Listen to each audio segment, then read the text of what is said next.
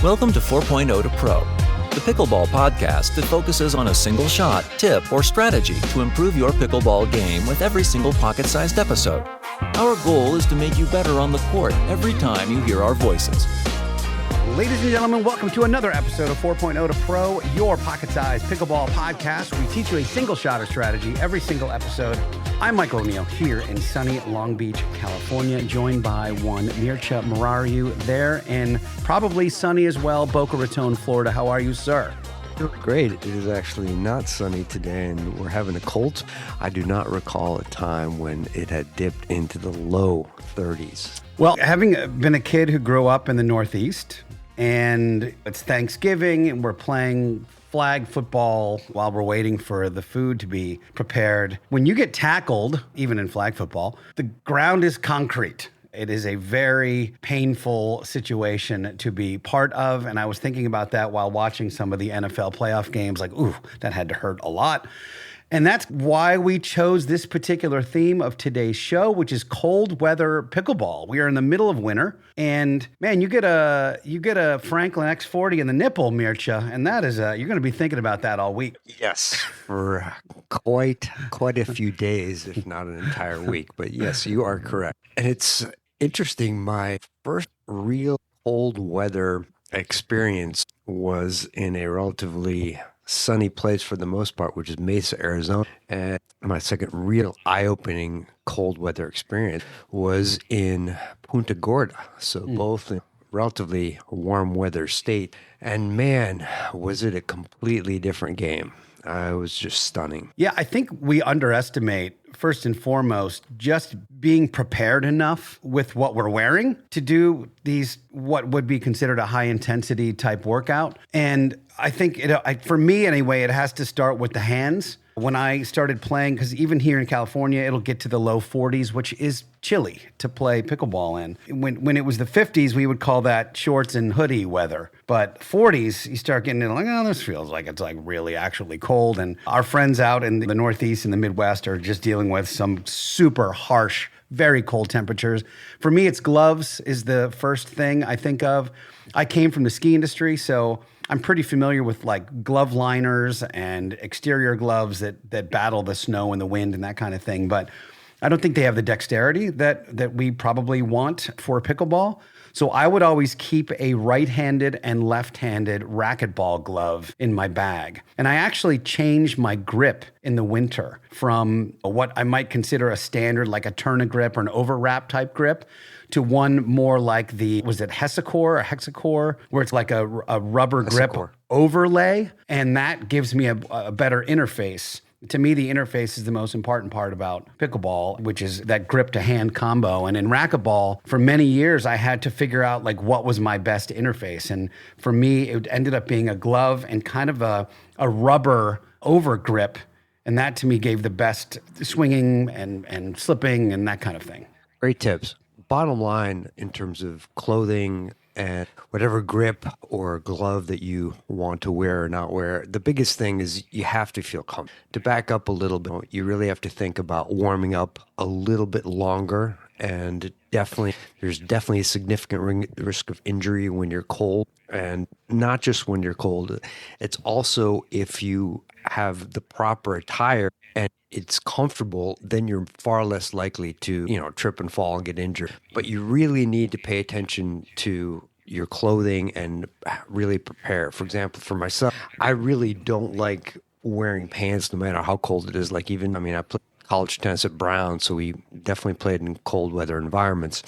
And I just, for whatever reason, it really made me uncomfortable to wear sweatpants. I felt clumsy and I just didn't feel stable. So I was fine, actually, from the waist down, or as long as I got just shorts are fine. I really didn't need to wear the sweatpants. But if you do, make sure they're comfortable and they're not loose at the bottom where you're not going to trip. And make sure you have enough layers, obviously. And in terms of hands, I really have a hard time doing anything with gloves other than skiing. So like racket sports are just things that, I can't really, and especially pickleball paddle, it's tough to manipulate for me with gloves. You came from squash though, right? Originally, which they don't use gloves in squash, do No, they? not at all. It's a longer racket, so we don't use. In racquetball, gloves are a must.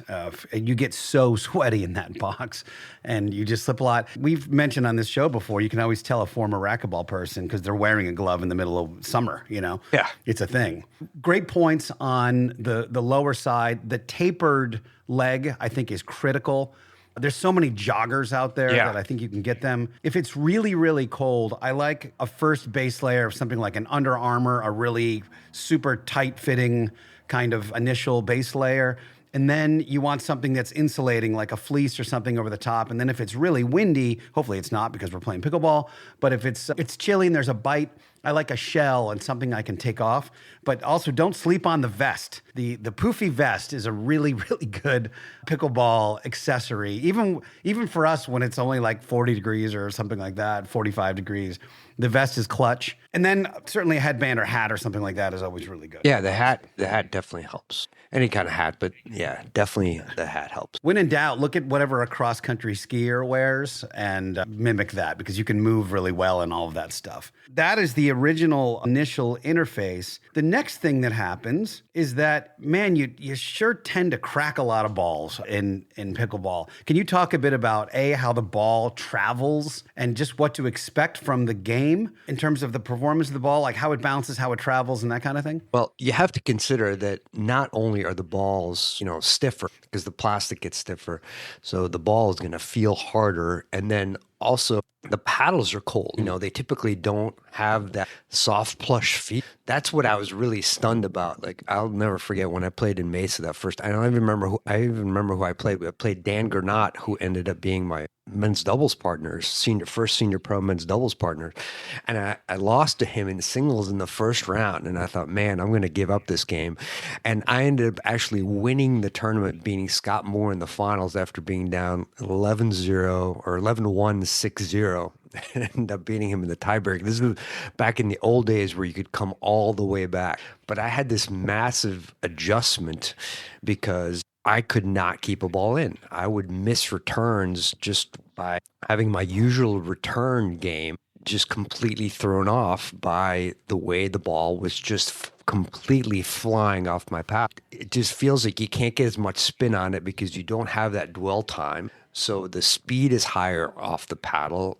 So everything seems to fly. And if you don't, back to the warm up, I would definitely extend. If you normally like to warm up for, say, 10 minutes, I would definitely extend that to 25 to 30, like almost double to triple the amount of time you warm up is a really, really strong recommendation. Yeah, it's a great point. We should probably backtrack to that in and of itself, that the actual physical warm-up you need to do for your body. I would be really curious to find out the statistics on cold weather injuries versus warmer weather injuries, just in general. Because, man, do we have a bad trend in pickleball, which is you step on the court and hit 6 dinks and someone goes, "Are you ready?" And you start. It's really bad, which is why I typically, and you guys can take this, I warm up off court. So I'm looking at my friends, 3 people on the court that are already warming up and they're dinking. I'm on the exercise bike for at least 5 minutes before I'll go, just because I need to get some blood flow into my legs, or otherwise I know my knees are going to be really sore. So I do that off court. And then as soon as I get there, if there's nothing else available, I'll do 50 to 100 jumping jacks. If I have my jump rope with me, I'll jump rope for a minute or two. And I'll almost always do what we've talked about, which is the lateral, where you're sidestepping with motion, side, like heading to the right. And I'll do a full lap around the court that way. And then I'll flip it over and do sidestep to the left. And I'll go all the way around the court. And that's when you leap to one direction, match your feet together, leap to one direction, match your feet together, and try to stay low. So I'm really engaging my calves and my quads. Man, in the cold weather, holy moly, it feels like it takes triple the amount of time to get the blood flowing in your system. And I'm telling you guys, if you don't, and you're over the age of 40, you are inviting all kinds of bad things to happen. You'll end up having to take the whole season off because you tweaked something.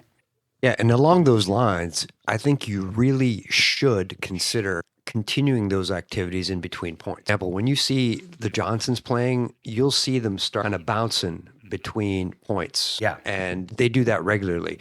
And part of their genesis is that was when I was coaching them on the sideline, I'd yell at them between points. I'd say, bounce, bounce, bounce. So people would hear that all the time when I was on the sideline. And now they do that on their own. When you are in the midst of playing in between points, if you're, for example, the returning partner, you definitely want to be bouncing. And especially if you're playing singles, you really want to, maintain that blood flow. And it actually helps maintain that concentration, particularly as the game's going on. So that really helps me. You see it a ton at the women's game. Like before they serve, they'll be bounce, bounce, bounce, bounce, bounce. And Anna Lee does it all the time. Paris Todd does it all the time. You name it. Anna Bright. Talking a bit about the ball itself. We talked a bit about when the weather is cold, it's a lot drier. So the ball doesn't float or spin as much as you might expect. This is like, we always need lip balm when we're running around in the winter. And that's because it's way drier out. And I think the actual water content in the air is so much lower, or it affects it so much more. The ball just flies on you because it's got very little resistance in that way. But the flip side of that, Mircea, is that it doesn't bounce very well. You'll find the timing of your dinks can be a little wonky when the weather is really cold. Yeah, I find that pretty much the timing of most things, especially volleys and resets, it's definitely going to change. I mean, you really have to adjust your technique, and that kind of also goes along into the longer warm-up. Obviously, ideally, if you're going to a tournament, if you can get there a little bit earlier, if you know it's going to be cold, or you prepare in colder weather, you can at least adjust your technique, because you're going to need to adjust your technique. What I really learned from playing singles and missing all those returns was that you really need to limit your backswing. So if you actually just almost no or minimal backswing and just include that follow through, particularly in singles, that will help keep the ball in. Stay super compact, right? Yeah, absolutely. And not just that, I think you really need to do that in dinks as well, because, when it's really cold out, you're going to have a hard time keeping dinks down and also keeping resets down.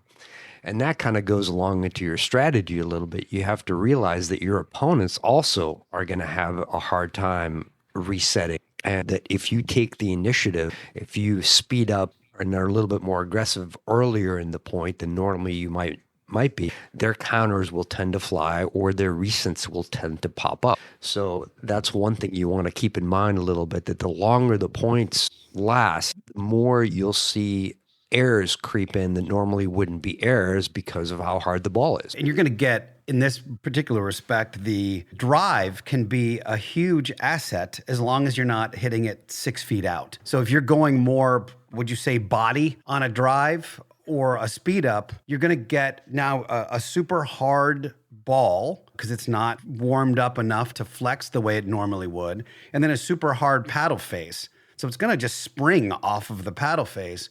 If you attack body or attack paddle, chances are you're going to get more pop-ups than you would on a typically warmer day. For example, if you're up at the kitchen and your opponent, or at least one of your opponents, is in the mid-court, if you can get it low, let's say you hit a little bit of a hard ball at their knees or shins or even thighs, so they have to hit it from low to high. Oh, they're going to most likely pop it up, or if they do count, it's most likely going to go out. So you can be a little bit more aggressive where, let's say you're in an ideal environment, say indoors or it's warm out, your target is definitely going to be more at their feet. You definitely want it at their feet to make them either choose the half volley or short hop, or to take it in the air just at their feet. But now when it's a little colder and the ball is going to be harder and harder for your opponents to make soft or reset, then you can adjust your target zones a little. Yeah, maybe aiming a little bit, like closing the paddle face a little bit more than you would. In general, the cold favors what I would consider a modern player, an aggressive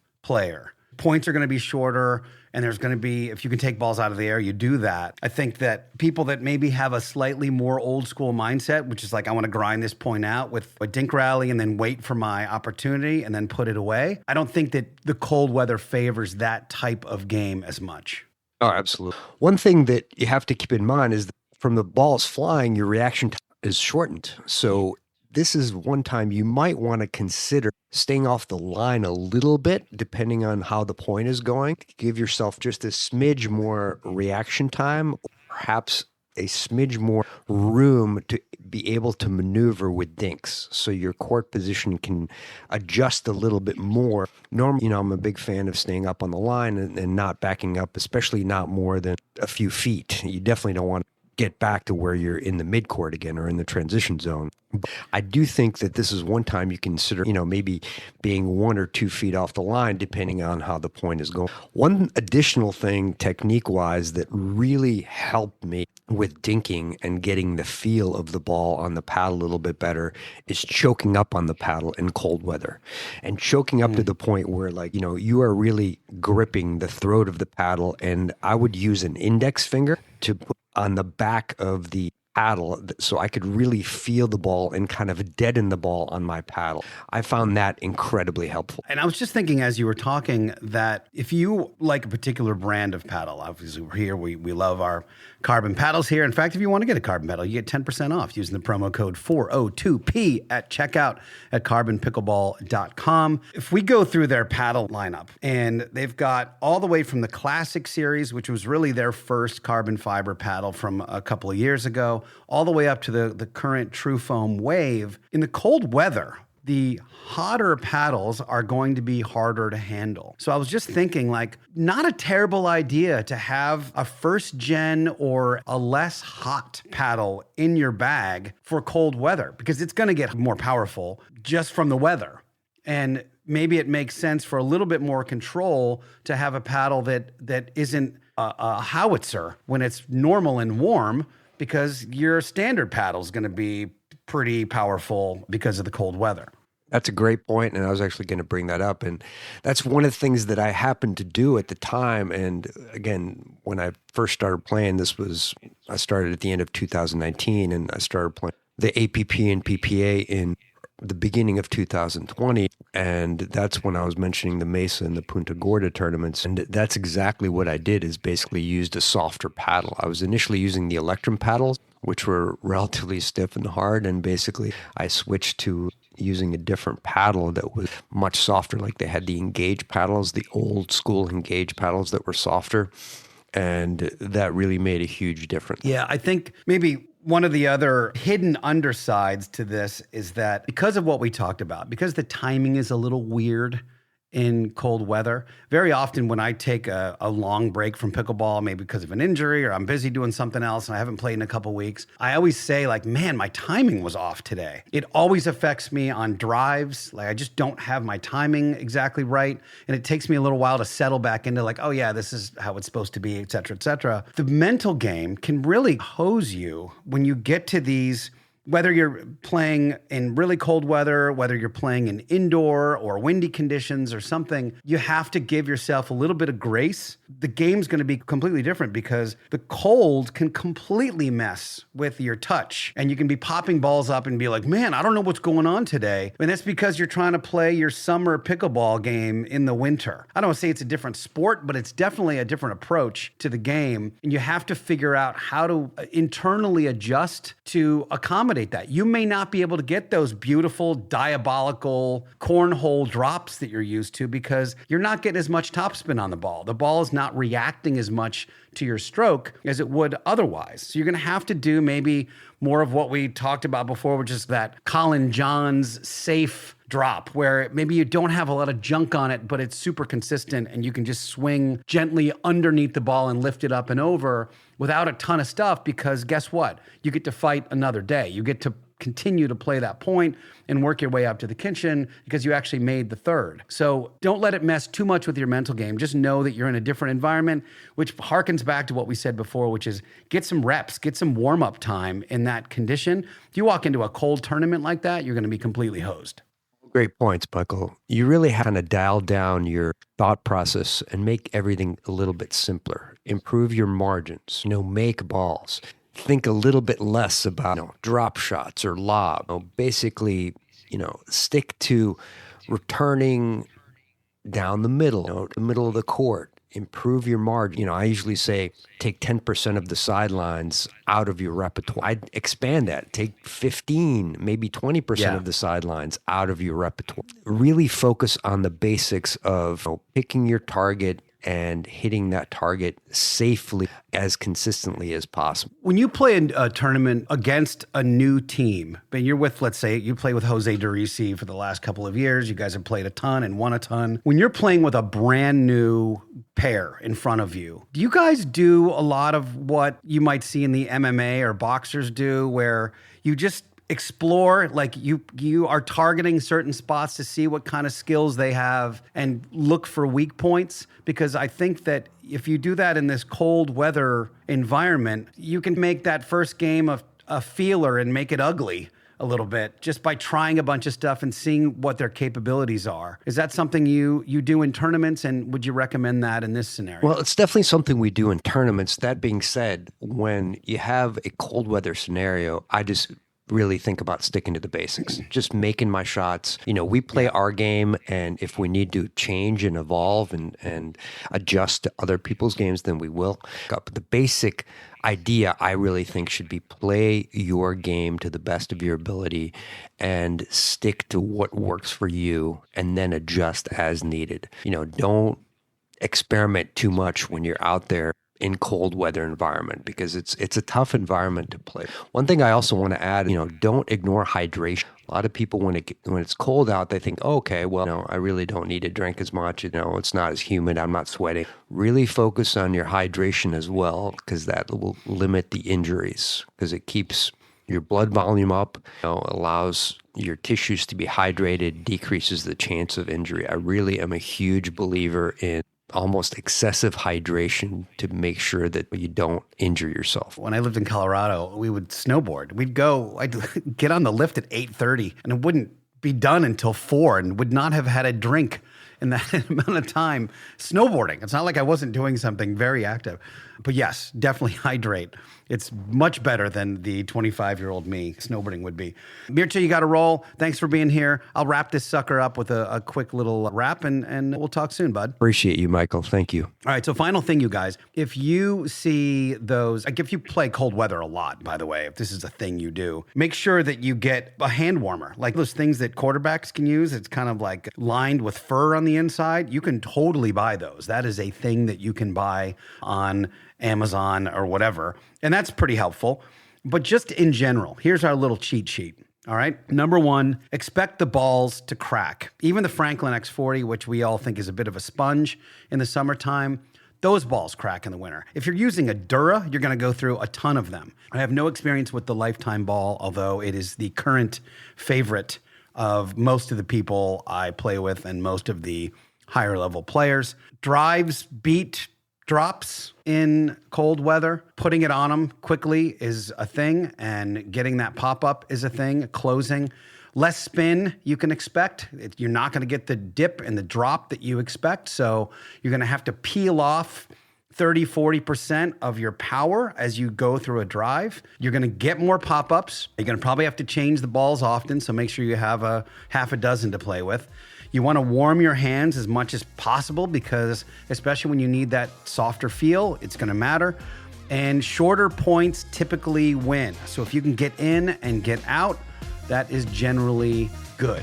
So that's it. Hope you guys are all right. I hope you are staying warm in this massive winter storm that everyone seems to be getting. So get out there, play some pickleball when they shovel the snow, and enjoy yourself. We'll talk to you very soon. Thank you for listening to 4.0 to Pro. For more tips, find us on Instagram at 4.0 to Pro. If you have a pickleball question, submit it at picklehelp.com. Now, get out there and dominate. But don't forget to have fun.